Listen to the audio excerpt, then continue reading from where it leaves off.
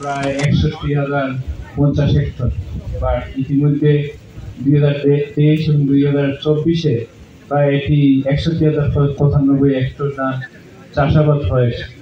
বা এখনো আমাদের মৌলভীবাজার জেলায় প্রায় 46,000 ধান অনাবাদি আছে।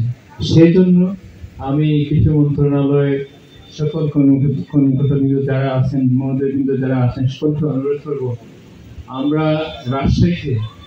রাজশাহীতে যত জমি আছে প্রায় 90 থেকে 95% পর্যন্ত চাষাবাদ হয়, কিন্তু বৃহত্তর সিলেট এবং মৌলভীবাজার জেলায় এখনো 42% জমি অনাবাদি থাকে। সে লক্ষ্যে যেহেতু মাননীয় মন্ত্রী আমাদের ধন, আমাদের সন্তান, আর কখনো আমার জেলায় আমরা কখনো কৃষিমন্ত্রী পাবো কিনা আমরা জানি না। সে লক্ষ্যে কিভাবে মৌলভীবাজার জেলা এটি মডার্ন এগ্রিকালচার আওতায় এনে আমাদের অনাবাদি যত জমি আসে সব জমি যেন চাষ করা হয়। আমি আমার মাননীয় মন্ত্রী মহোদয়ের সাথে আমি শ্রীলঙ্কা গিয়েছিলাম।